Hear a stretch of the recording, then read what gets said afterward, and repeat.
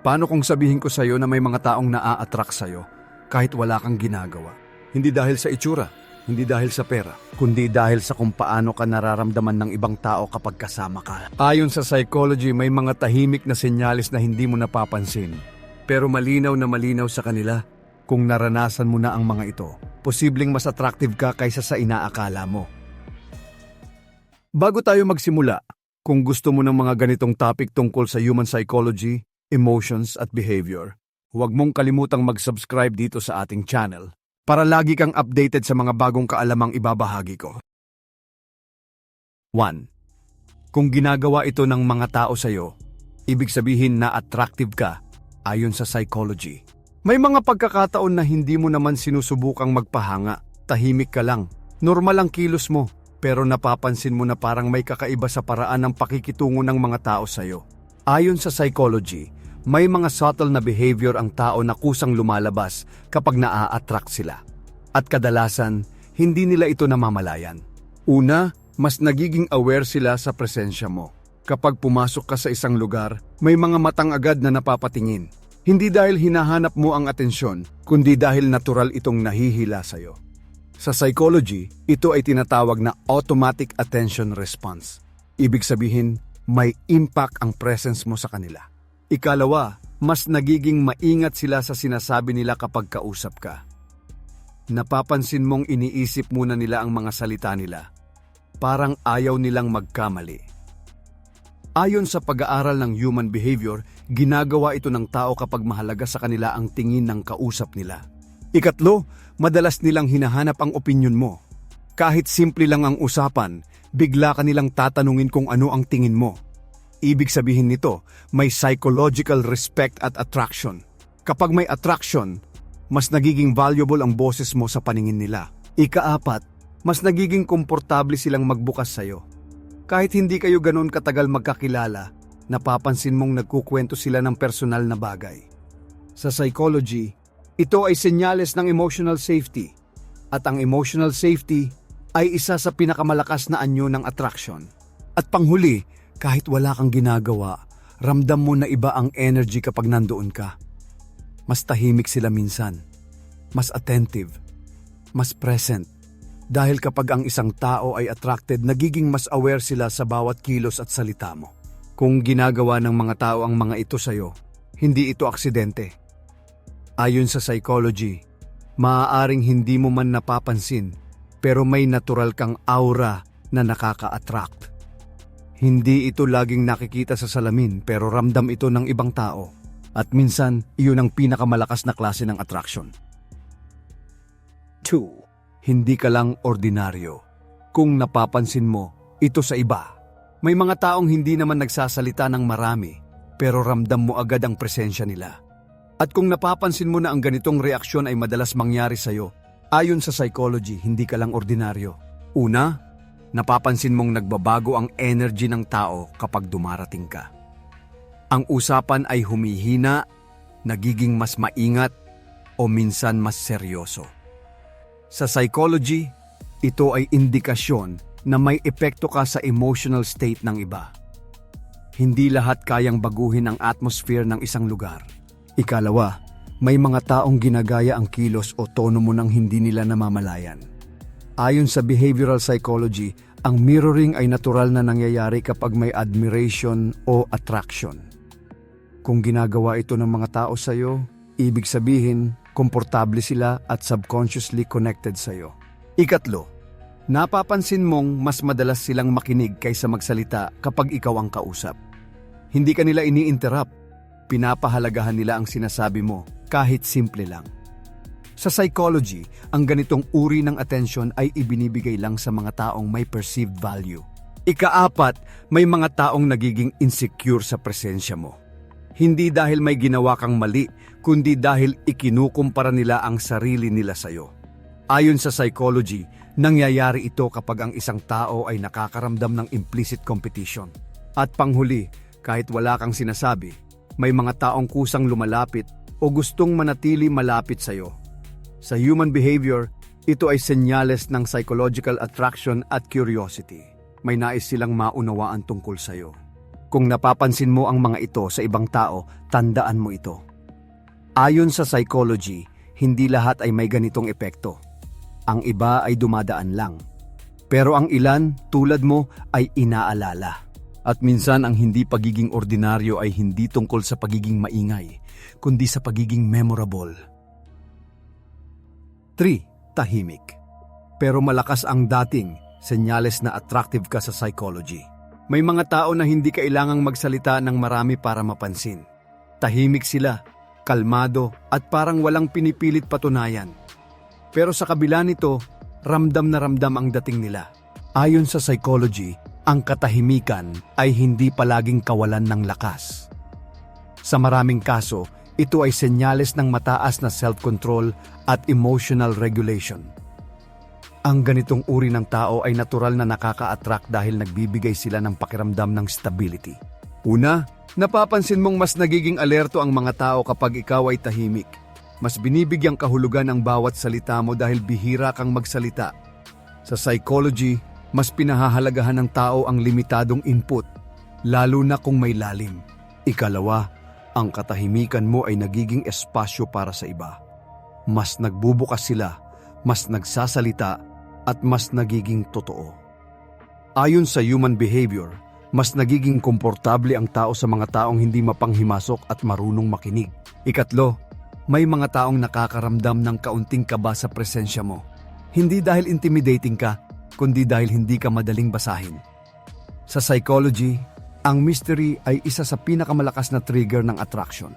Ika-4, kahit wala kang ginagawa, napapansin mong may mga matang sumusulyap. Hindi ito aksidente. Ayon sa psychology, ang kalmadong presensya ay nagbibigay ng subconscious signal ng confidence at control. At panghuli, kapag nagsalita ka, may bigat ang sinasabi mo. Hindi dahil malakas ang boses mo, kundi dahil ramdam ng iba na pinag-isipan mo ito. Sa psychology, ang perceived depth ay mas nakakaakit kaysa sa pagiging madaldal. Kung ikaw ay tahimik pero ramdam ang dating, tandaan mo ito. Ayon sa psychology, hindi lahat ng attractive ay maingay. Ang iba, tulad mo, ay tahimik lang. Pero hindi kailanman nawawala sa pansin. 4. Kapag ganito sila umasta sa'yo, ibig sabihin, may lakas ang presence mo. May mga tao na hindi kailangang magpakilala o magpakitang gilas para mapansin. Pagdating pa lang nila, ramdam na agad ang presensya. At kung napapansin mo ang ganitong reaksyon ng iba sa'yo, ayon sa psychology, may lakas ang presence mo. Una, napapansin mong kusang ina-adjust ng mga tao ang kilos nila kapag nandoon ka. Mas nagiging maayos ang postura, mas maingat ang pananalita, at mas present sila sa usapan. Sa psychology, ito ay senyales na ikaw ay may perceived authority o impact. Ikalawa, may mga taong biglang tumatahimik kapag ikaw ang nagsalita. Hindi dahil takot sila, kundi dahil binibigyan nila ng bigat ang sinasabi mo. Ayon sa human behavior, ang ganitong uri ng response ay ibinibigay lamang sa mga taong may natural influence. Ikatlo, napapansin mong mas madalas silang sumasang-ayon o kumukonsulta sa'yo. Kahit hindi mo hinihingi, hinahanap nila ang approval o insight mo. Sa psychology, ito ay indikasyon na ang presensya mo ay nagbibigay ng direksyon at seguridad. Ika-4, may mga taong nagiging defensive o naiilang sa'yo. Hindi ito dahil sa ugali mo, kundi dahil ramdam nila ang lakas ng presence mo at hindi nila alam kung paano ito haharapin. Ayon sa psychology, ang malakas na presence ay naglalabas ng tunay na emosyon ng tao. At panghuli, kahit tahimik ka lang, hindi ka nawawala sa eksena. Hindi ka napapansin dahil maingay ka, kundi dahil ramdam ka. Sa psychology, ang ganitong presensya ay hindi itinuturo, kundi nararamdaman. Kung ganito umasta ang mga tao sa iyo, tandaan mo ito. Hindi lahat ay may ganitong epekto. Ang iba ay nakikita, pero ang ilan tulad mo ay nararamdaman. 5. Hindi ka naghahabol, pero hinahanap ka. Psychology behind natural attraction. May mga tao na hindi naghahabol ng atensyon pero sila ang hinahanap.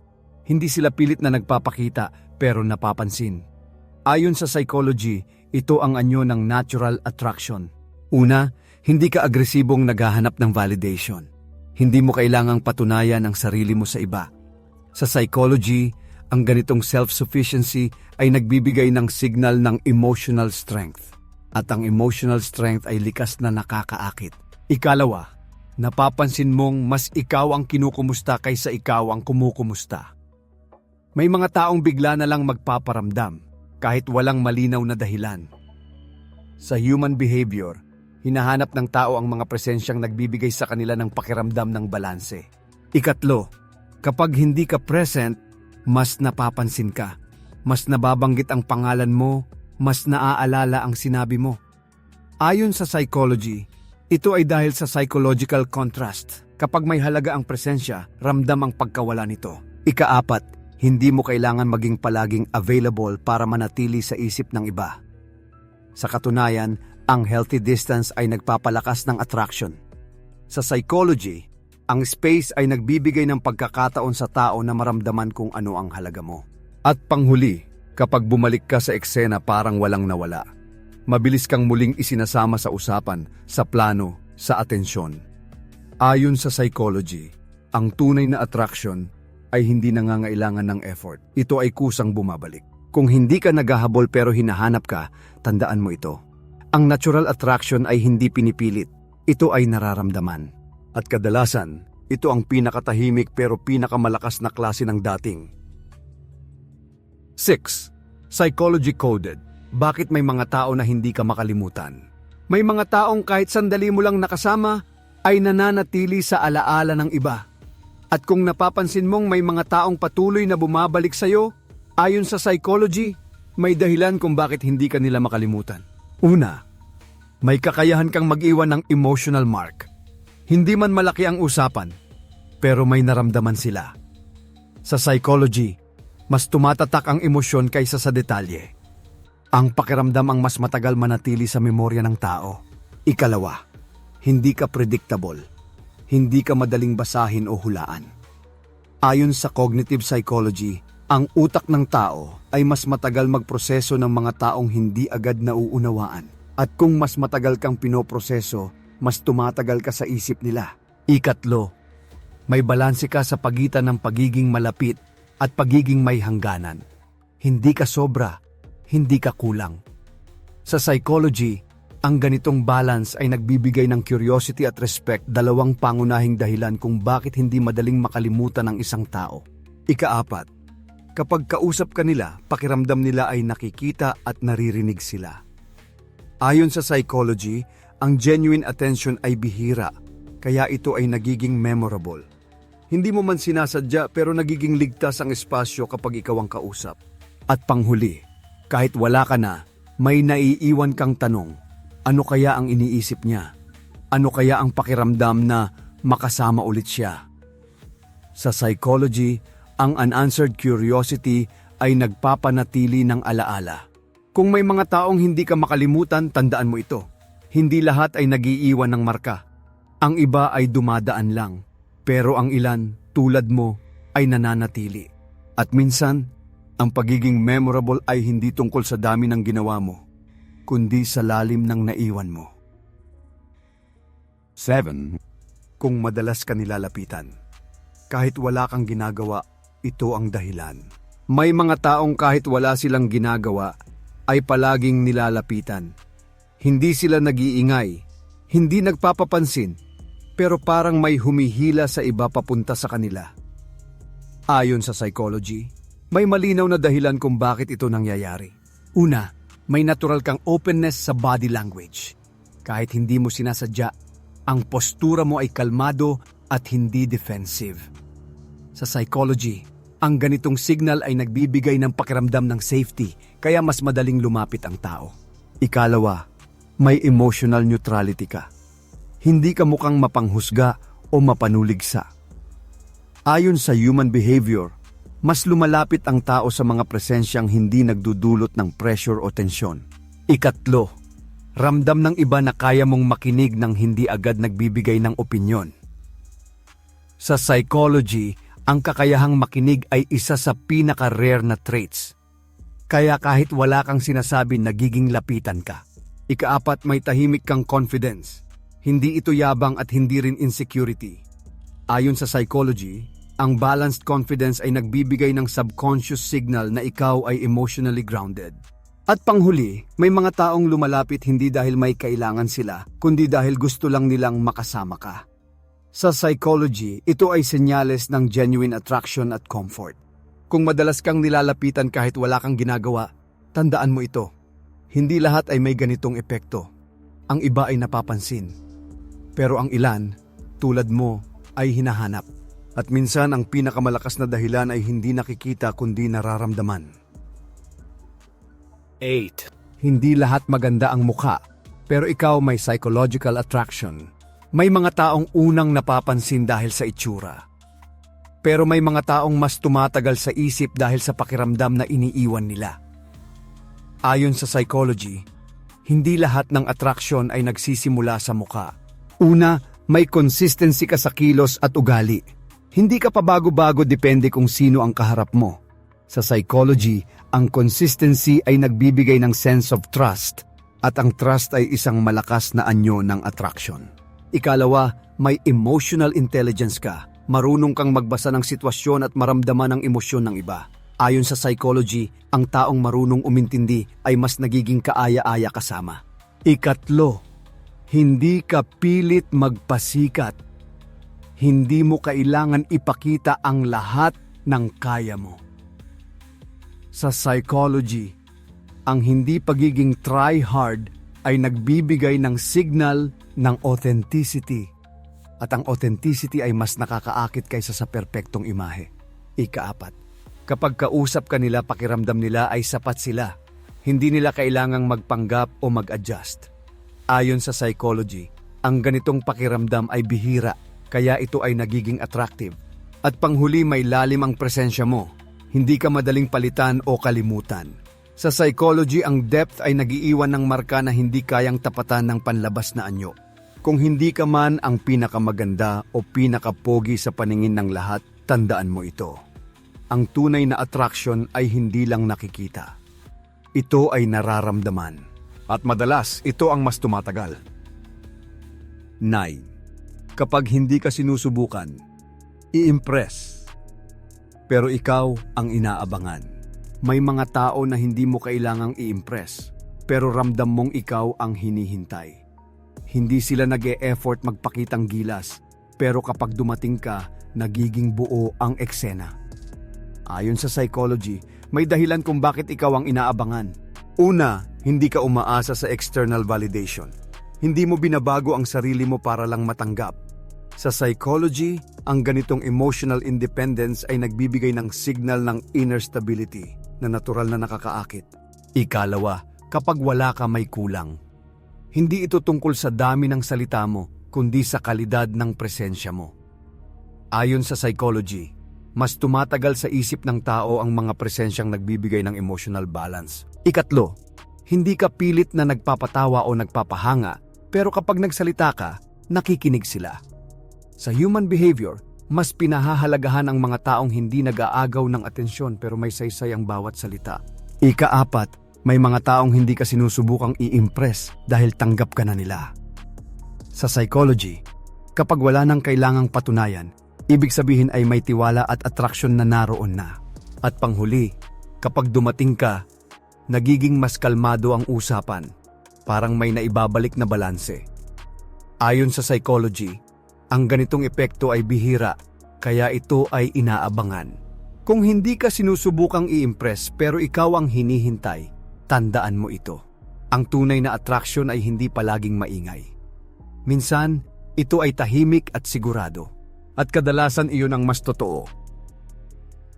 10. Psychology says, may tahimik kang aura na nakakaakit sa iba. May mga tao na hindi kailangang maging sentro ng atensyon para mapansin. Hindi sila maingay, hindi mapilit, pero may kakaibang hatak ang presensya nila. Ayon sa psychology, ito ang tinatawag na tahimik na aura. Una, ang aura mo ay nagmumula sa pagiging komportable mo sa sarili mo. Hindi ka nagmamadaling magpaliwanag o magpatunay. Sa psychology, ang self-acceptance ay nagbibigay ng signal ng inner calm na natural na nakakaakit. Ikalawa, may emotional control ka. Kahit may tensyon o gulo, nananatili kang kalmado. Ayon sa psychology, ang taong may kontrol sa emosyon ay nagbibigay ng pakiramdam ng safety sa paligid niya. Ikatlo, hindi ka madaling maapektuhan ng opinyon ng iba. Hindi ito kawalan ng pakialam, kundi malinaw na self-awareness. Sa psychology, ang ganitong trait ay nagbibigay ng tahimik na confidence na ramdam ng iba. Ikaapat, kapag kasama ka, hindi nila kailangang magpanggap. May espasyo para maging totoo. Ayon sa psychology, ang presensyang nagbibigay ng emotional freedom ay bihira, kaya ito ay nakakaakit. At panghuli, kahit wala kang ginagawa, may naiiwang impresyon. Hindi ka man maalala sa dami ng salita, pero sa pakiramdam na iniwan mo. Sa psychology, ang emosyon ang huling nawawala sa alaala ng tao. Kung may tahimik kang aura na nakakaakit sa iba, tandaan mo ito. Hindi lahat ay may ganitong presensya. Ang iba ay nakikita lang. Pero ang ilan, tulad mo, ay nararamdaman. At minsan, ang pinakamalakas na aura ay hindi kailanman sumisigaw. Hindi lahat ng attractive ay halata. Ang iba ay hindi sumisigaw, hindi humihingi ng pansit, pero ramdam. Kung may mga bahagi sa video na parang tumama sa'yo, hindi iyon aksidente. Ayon sa psychology, ang mga taong may ganitong presensya ay madalas hindi nila alam kung gaano sila kalakas ang dating. At minsan ang tunay na power ay hindi sa pagiging pansinin, kundi sa pagiging hindi makalimutan. Kung gusto mo pang matutunan ang mga ganitong psychology insights tungkol sa human behavior at personal development, mag-subscribe ka na at i-turn on ang notification bell para lagi kang updated sa mga bagong episode dito sa ating channel.